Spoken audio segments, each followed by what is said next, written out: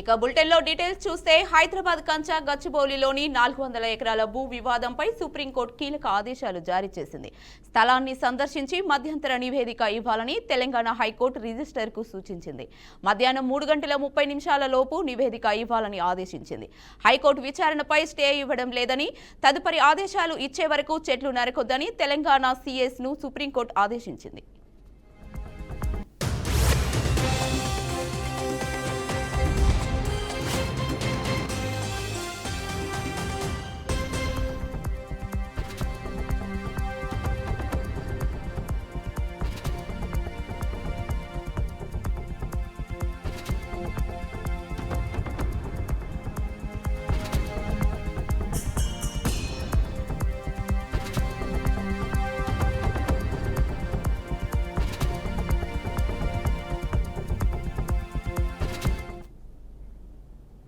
హైదరాబాద్లో జరుగుతున్న హెచ్సియు వివాదంపై యూట్యూబర్ అన్వేష్ సోషల్ మీడియా వేదికగా స్పందించారు. సీఎం రేవంత్ రెడ్డి చేస్తున్నది కరెక్ట్ అని అన్నారు.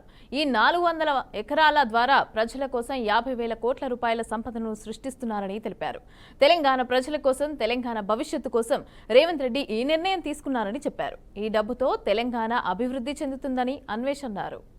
ఈ డబ్బుకి కరెక్ట్ అండి. ఎందుకంటే 400 ఎకరాలను చదును చేసి 50,000 కోట్ల ఆస్తిని సృష్టిస్తున్నారు. ఎవరి కోసం? తన కోసం కాదు కదా, తెలంగాణ ప్రజల కోసం, తెలంగాణ భవిష్యత్తు కోసం రేవంత్ రెడ్డి గారు ఈ నిర్ణయాన్ని అయితే తీసుకున్నారు. దీనికి మన అందరం ఏకీభవించాలి. ఓకే, పక్కన పెట్టండి. ఇప్పుడు ఈ డబ్బంతా వస్తే తెలంగాణ అభివృద్ధి చెందుతుంది. దేశంలో ఈ భారతదేశ పటంలో తెలంగాణ అనేది ఒక బంగారు 40-50 కోట్లు అంటే మామూలు విషయం కాదు. Okay, correct. హెచ్సియులో బుల్డోజర్లతో చెట్లను ఎందుకు కూల్చివేస్తున్నారని మాజీ మంత్రి కేటీఆర్ ప్రశ్నిస్తున్నారు. ఫ్యూచర్ సిటీకి 14,000 ఎకరాలు ఉండగా హైదరాబాద్లో ఉన్న భూమిని ఎందుకు తీసుకుంటున్నారని అడిగారు. తమ పార్టీ అధికారంలోకి వచ్చిన తర్వాత ప్రతి ఇంచు భూమిని మళ్లీ వెనక్కి తీసుకుంటామన్నారు. తాము వచ్చాక అతిపెద్ద ఏకో పార్క్ ఏర్పాటు చేస్తామని కేటీఆర్ స్పష్టం చేశారు.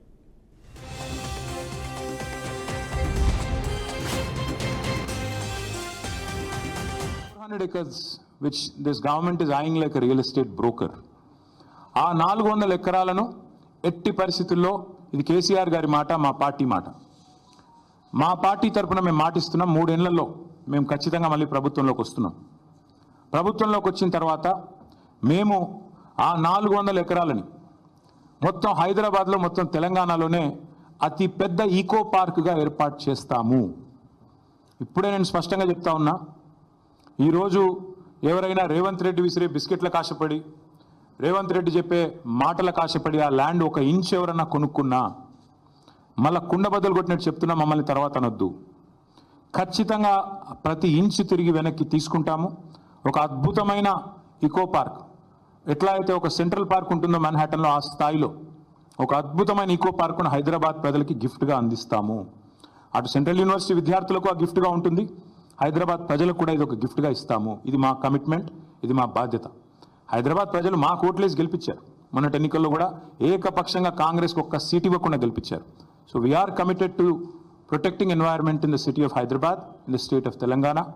ఆ 400 ఎకరాలు పొరపాటున కూడా ఎవరు కొనవద్దు. కొంటే మీరు నష్టపోతారు. మమ్మల్ని తర్వాత తప్పుపడ్డద్దు. ప్రభుత్వంలోకి వచ్చిన తర్వాత కాదు, 3 ఏళ్ల ముందు చెప్తున్నాము. మమ్మల్ని తర్వాత అనవద్దు. ముందే చెప్తున్నాము, ఈ ప్రభుత్వం రియల్ ఎస్టేట్ విస్తరణ కాంక్షతో పనిచేస్తోంది. మేము మాత్రం భవిష్యత్ తరాల కోసం ఆలోచిస్తున్నాము. A politician thinks about next election, a statesmen thinks about next generation. అందుకే మా నాయకుడు కేసీఆర్ గారు చెప్పారు, వచ్చే తరాల కోసం ఆలోచించాలి. ఆ 400 ఎకరాలు, ఎందుకంటే మొన్నటిదాకా కోర్టు డిస్ప్యూట్లో ఉంది కాబట్టి మేమే కొట్లాడినాం కోర్టులో కూడా.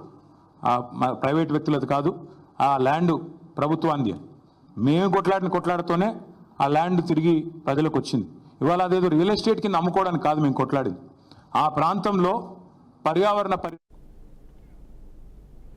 అన్నమయ్య జిల్లాలో దారుణం చోటు చేసుకుంది. రెవెన్యూ అధికారుల తీరుతో విసుగు చెందిన రైతు ఆత్మహత్య చేసుకున్నాడు. తన తండ్రి నుంచి సంక్రమించిన మిలిటరీ పట్టా భూమిని ఆన్లైన్లోకి ఎక్కించాలని రెవెన్యూ అధికారులను పలుమార్లు కోరినా పట్టించుకోకపోవడంతో మనస్తాపం చెందిన రైతు వెంకటాద్రి సూసైడ్ చేసుకున్నాడు. అయితే ఈ ఘటన వాల్మీకిపురం మండలం టేకల కోనలో చోటు చేసుకుంది.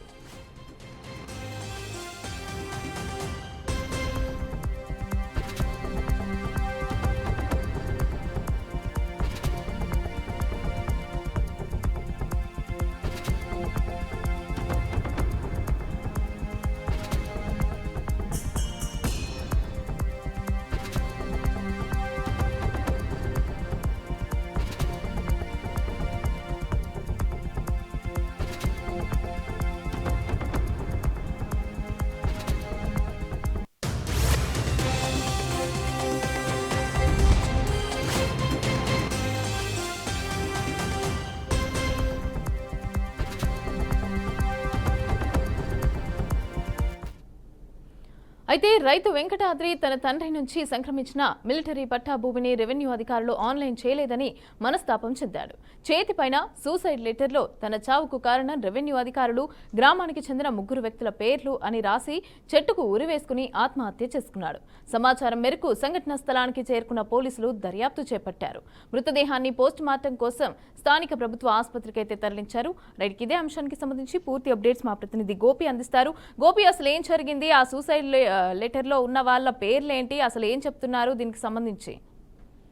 మమత, మొత్తం మీద అన్నమయ్య జిల్లాలో వాల్మీకిపురం మండలం ఉన్నటువంటి గ్రామంలో వెంకటాద్రి అనేటువంటి వ్యక్తి వాళ్ళ ఆత్మహత్య చనిపోవడం జరిగింది. అయితే ఇందులో అతనికి సంబంధించి అంటే వాళ్ళ నాన్నకు సంబంధించినటువంటి ఏదైతే ఉందో అంటే గతంలో ప్రభుత్వం కేటాయించినటువంటి అంటే మిలిటరీలో ఉన్నటువంటి ఆయన ఉద్యోగం నిర్వహిస్తున్న సందర్భంలో అప్పుడు ప్రభుత్వం కేటాయించినటువంటి భూమిని దానికి సంబంధించి ఆన్లైన్ అంటే గత ఏడాది నుంచి కూడా అధికారుల చుట్టూ తిరుగుతున్నప్పటికీ కూడా ఎంఆర్ఓ ఆఫీస్ కావచ్చు లేదంటే దానికి సంబంధించి అధికారులు ఎవరు కూడా పట్టించుకోకుండా పోకుండా ఆన్లైన్ చేయలేదని ఒక మనస్తాపంతోనే రకరకాలుగా వేధింపులకు గురి చేశారు. ఇందులో స్థానికంగా ఉన్నటువంటి ఏదైతే టెక్కలే అక్కడ ఉన్నటువంటి గ్రామంలో ఉన్నటువంటి కొంతమంది వాళ్ళు కూడా కుమ్మక్కయ్యి అధికారులతో ఈ రకంగా ఇబ్బందులు గురి చేస్తున్నారంటూ కూడా తీవ్ర ఆవేదనతో ఆ విధంగానే మనస్తాపం చెంది అతను ఆత్మహత్య చనిపోవడం జరిగింది. అయితే దీనికి సంబంధించి ఇప్పటికే కూడా పోలీసులు కేసు నమోదు చేయడం జరిగింది. కుటుంబ సభ్యులు ఒక్కసారిగా వాళ్ళు అంటే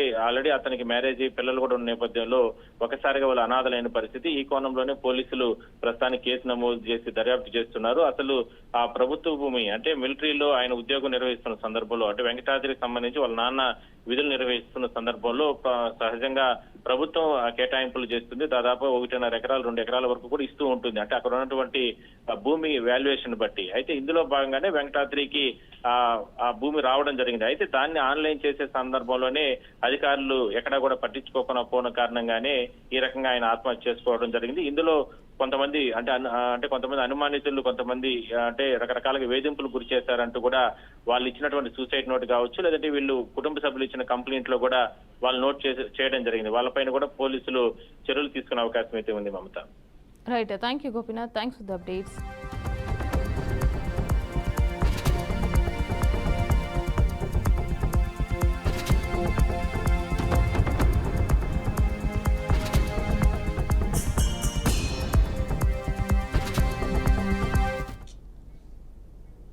ఉచితంగా ఎల్ఆర్ఎస్ అని హామీ ఇచ్చి జనం జేబులు ఖాళీ చేస్తున్న కాంగ్రెస్ సర్కారు మాట తప్పినందుకు రాష్ట్ర ప్రజలకు క్షమాపణ చెప్పాలని BRS working president KTR demand చేశారు.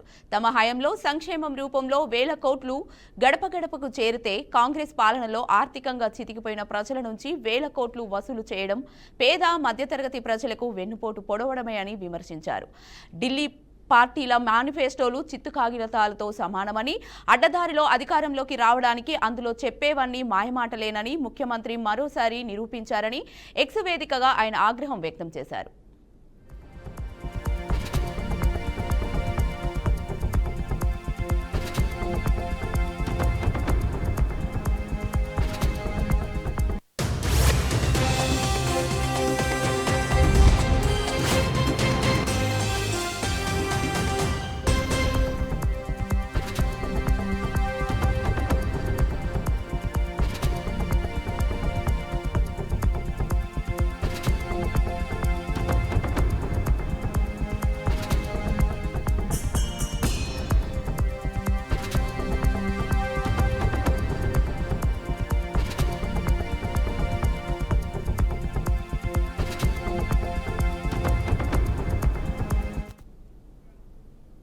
ఇక మేడ్చల్ జిల్లా పోచారంలో బీటెక్ విద్యార్థి అదృశ్యమైన ఘటన చోటు చేసుకుంది.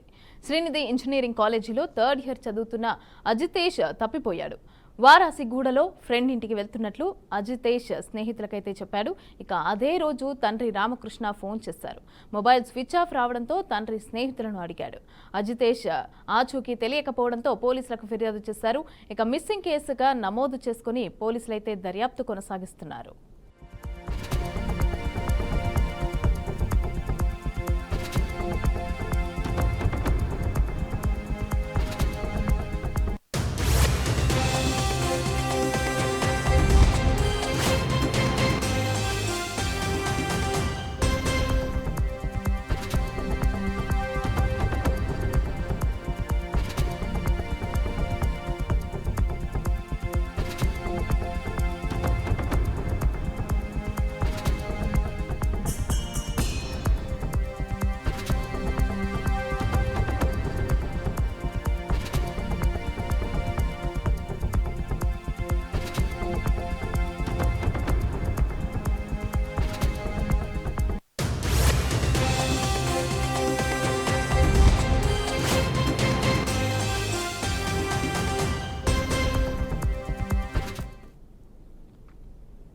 జయశంకర్ భూపాల్పల్లి జిల్లాలోని గొల్ల బుద్ధారం సమీపంలో బింగనాపూర్ రిజర్వాయర్ వద్ద బీఆర్ఎస్ ప్రభుత్వం 2020లో సీతారామ ప్రాజెక్టు నిర్మాణానికి శ్రీకారం చుట్టింది.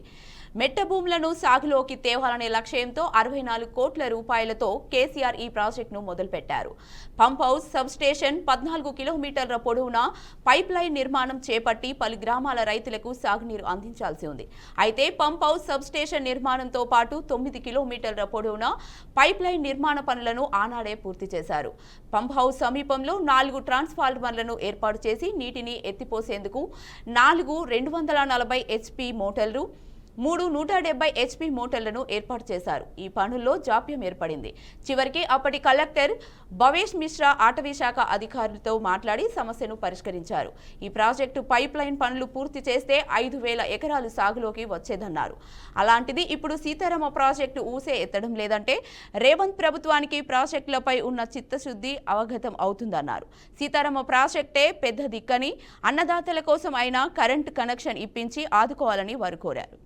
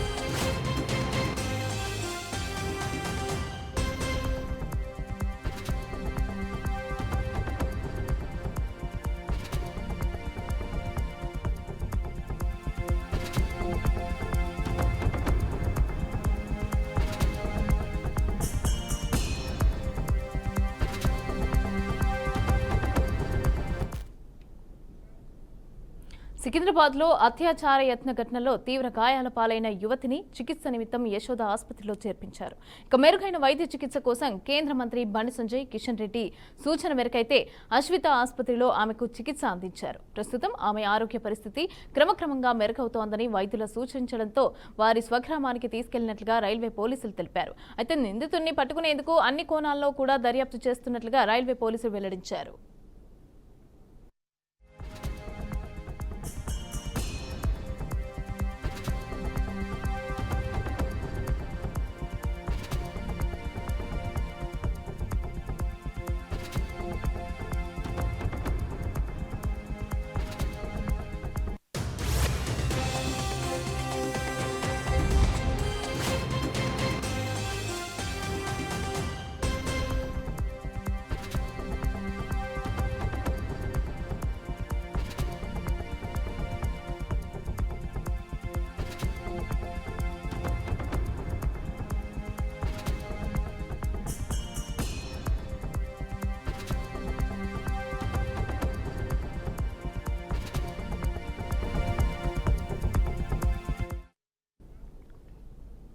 సుప్రీంకోర్టులో మమతా బెనర్జీ ప్రభుత్వానికి భారీ ఎదురుదెబ్బ తగిలింది. 25,000 మంది ఉపాధ్యాయ నియామకాలను సుప్రీం ధర్మాసనం పక్కన పెట్టింది. స్కూల్ సర్వీస్ కమిషన్ కింద 25,000 మంది ఉపాధ్యాయులు, బోధేతర సిబ్బంది నియామకాన్ని రద్దు చేస్తూ కోల్కతా హైకోర్టు ఇచ్చిన ఉత్తర్వులను సుప్రీంకోర్టు సమర్థించింది. ఈ ప్రక్రియ అంతా మోసం, ద్రోహంతో తారుమారు చేయబడిందని అభిప్రాయపడింది. ఈ నియామకానికి విశ్వసనీయత లేదని సర్వోన్నత న్యాయస్థానం పేర్కొంది. সব পরীক্ষায়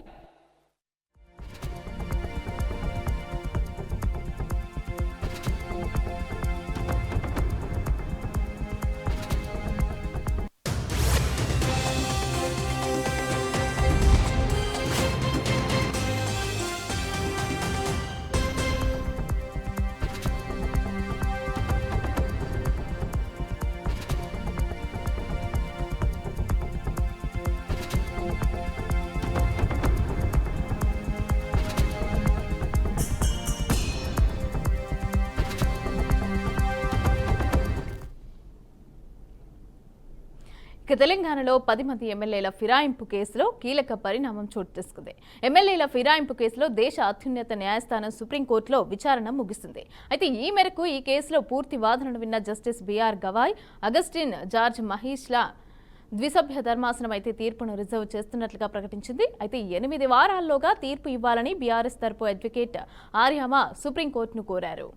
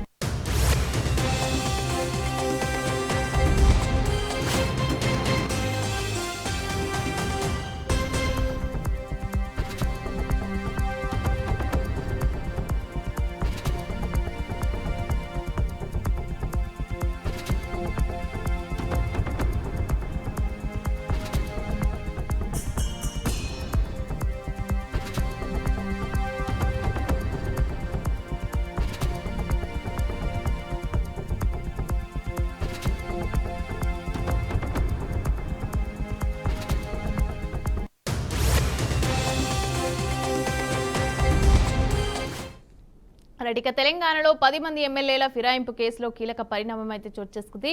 ఇక 8 వారాల్లోగా తీర్పు ఇవ్వాలి అనేసి అని చెప్పనైతే సుప్రీంకోర్టు మాట్లాడడం జరిగింది దీనికి సంబంధించిన పూర్తి డీటెయిల్స్ మా అవుట్పుట్ ఎడిటర్ వెంకట్ అందిస్తారు. వెంకట్ చెప్పండి, ఎమ్మెల్యేల అనర్హత పిటిషన్లకు సంబంధించి సుప్రీంకోర్టు విచారణ జరిగింది. అయితే దీనికి సంబంధించి డీటెయిల్స్ ఇవ్వండి. బీఆర్ఎస్ ఎమ్మెల్యేల అనర్హత బీఆర్ఎస్ ఎమ్మెల్యేల ఫిరాయింపుపై సుప్రీంకోర్టులో గత కొన్ని రోజుల క్రితం అంటే ఆల్మోస్ట్ 2-3 మంత్స్ బ్యాక్ దాఖలైనటువంటి పిటిషన్ సంబంధించి వాయిదాల పరంగా కొనసాగుతుంది. ఈ రోజు తాజాగా వాదనలు కొనసాగాయి. బీఆర్ఎస్ తరఫున ముకుల్ రోహిత్ కి వాదనలు వినిపించారు. ఇక గవర్నమెంట్ తరఫున అంటే అసెంబ్లీ సెక్రటరీ తరఫున అభిషేక్ సింఘ్వి కాంగ్రెస్ సీనియర్ నేత వాదనలు వినిపించడం జరిగింది. సో ప్రధానంగా ఇక్కడ ఎందుకు ఇంత డిలే చేస్తున్నారంటూ ప్రభుత్వం తరఫున వాదనలో సింఘ్విని సుప్రీంకోర్టు ప్రశ్నించింది. అంటే దానికి ఆయన ప్రస్తావిస్తూ స్పీకర్ ఇన్ని రోజుల్లో నిర్ణయం తీసుకోవాలంటూ ఇప్పటివరకు ఎలాంటి తీర్పులు రాలేదు కాబట్టి దాన్ని మనం పరిగణనలో తీసుకోవాల్సిన అవసరం ఉందని సింఘ్వి చాలా స్పష్టంగా సుప్రీంకోర్టు తెలిపారు. అట్ ది సేమ్ టైం వీళ్ళు ఏదైతే బీఆర్ఎస్ తరఫున ఏదైతే వాదనలు వినిపించారో ముకుల్ రోహిత్ కి ఆయన కూడా చాలా స్పష్టంగా ముఖ్యమంత్రి తీరుని ఖండించే విధంగా మాట్లాడారు.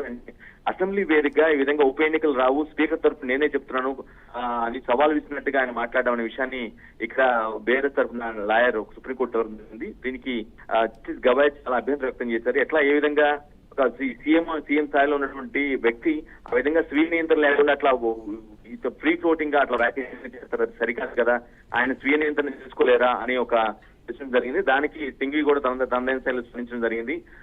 ఎందుకంటే దారుణమైన వ్యాఖ్యలు, ఎందుకంటే అంటే ఎక్స్టెండెడ్ వర్డ్స్ బీఆర్ఎస్ ఎమ్మెల్యేలు కావచ్చు, బీఆర్ఎస్ సంబంధించిన వ్యక్తులు విపక్షాల నుంచి వచ్చాయి. సో దాన్ని కూడా మన పరిగణలో తీసుకోవాల్సిన అవసరం ఉంది సార్. దీన్ని సీఎం ఏదైతే మాట్లాడారో దానికి సంబంధించి ఉప ఎన్నికలు రావు అంటూ దానికంటే దాని మాటలు విపక్షం నుంచి చాలా మంది ఎమ్మెల్యేలు మాట్లాడారు కాబట్టి వాటిని కూడా కన్సిడర్ చేయాల్సిన అవసరం ఉంది. సో సీఎం చేసిన మాటలు మాత్రమే మీరు పట్టుదలగా దాన్ని ఒక పెద్ద విషయంగా తీసుకోవాల్సిన అవసరం లేదు అంటూ ఆయన జస్టిస్ గవాయ్ ధర్మాసనానికి చెప్పడం జరిగింది. సో ఇరుపక్షాల మధ్య వాదన మాత్రం వాడివేడిగా కొనసాగి కేటీఆర్, అదేవిధంగా కౌశిక్ రెడ్డి, కేపీ వివేకానంద్, పుద్దులాపూర్ ఎమ్మెల్యే కేపీ వివేకానంద్, అదేవిధంగా హుజూరాబాద్ ఎమ్మెల్యే పాడి కౌశిక్ రెడ్డి, అదేవిధంగా సిరిసిల్ల ఎమ్మెల్యే కేటీఆర్ వీళ్ళు ముగ్గురు వేసినటువంటి పిటిషన్ సంబంధించి ఆల్మోస్ట్ గత 3 నెలలుగా వాయిదాల పరంగా కొనసాగుతుంది. ఖచ్చితంగా తీసుకోవాల్సిన అవసరం.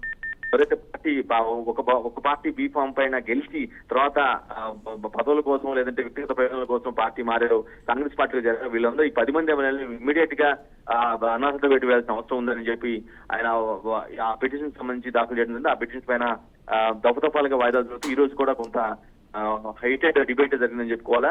ఇవన్నీ విన్న తర్వాత తీర్పుని రిజర్వ్ చేసింది. అంటే ఇరుపక్షాల వాదనటువంటి సుప్రీంకోర్టు న్యాయస్థానం ఆ తీర్పుని రిజర్వ్ చేసింది. ఈ తీర్పులో ఏం చెప్పబోతుంది, రిజర్వ్ తీర్పు ఎప్పుడు రాబోతుంది ఏంటనేది పక్కన పెడితే ఆ కాపీలో ఎటువంటి అంశాలను ప్రస్తావించబోతున్నారో ధర్మాసనం ఈ 2 వాదనలు విన్న తర్వాత ఎటువంటి అంశాలను నోట్ చేసుకొని ఎలాంటి తీర్పు ఇవ్వబోతుంది అనేది మాత్రం చాలా ఇంట్రెస్టింగ్ గా మారిందని చెప్పుకోవాలి. ఓవరాల్ గా కొంత ప్రభుత్వానికి, కాంగ్రెస్ ప్రభుత్వానికి, ఎందుకంటే దాన్ని సపోర్ట్ చేసే డిఫెక్షన్స్ ని సపోర్ట్ చేసేలాగా ప్రభుత్వం వ్యవహరించిందంటూ బలంగా ఏదైతే బీఆర్ఎస్ తరఫున వాదనలు వినిపించినట్టు లాయర్ ఏదైతే చెప్తున్నారు. సో దానికి టఫ్ గానే కాంగ్రెస్ తరఫున అసెంబ్లీ సెక్రటరీ తరఫున అభిషేక్ సింఘ్వి కూడా వాదనలు వినిపించడం జరిగింది. సో ఇద్దరు కూడా వాడివేడిగా వాదనలు వినిపించారు కాబట్టి ఆ తర్వాత ఏంటి ఎవరి వాదనతో ప్రభుత్వం సుప్రీంకోర్టు ధర్మాసనం ఏకీభవించింది, ఎవరి వాదనని అంటే ఇక్కడ 2 పాయింట్ ని కూడా అటువైపు బీఆర్ఎస్ ఎమ్మెల్యేలని విషయాన్ని వారి వైపు వారి అంశాన్ని కొంత అభ్యంతరం చెప్తుంది. అట్ ద సేమ్ టైం ప్రభుత్వ తీరుని కూడా అంటే స్పీకర్ తీరుని ప్రభుత్వం యొక్క తీరుని అంటే ముఖ్యమంత్రి తీరుని కూడా కొంత అభ్యంతరం వ్యక్తం చేసే పరిస్థితి అయితే ఈ రోజు జరిగిన వాదనలో కొనసాగింది. ఓవరాల్ గా రిజర్వ్ పెట్టారు కాబట్టి ఆ రిజర్వ్ తీర్పు సారాంశం ఏ విధంగా ఉండబోతున్నది మాత్రం ఇప్పుడు ఇరువైపులా కూడా కొంత ఆసక్తిని రేపుతుంది. Mamata. Right, thank you Venkat, thanks for the updates.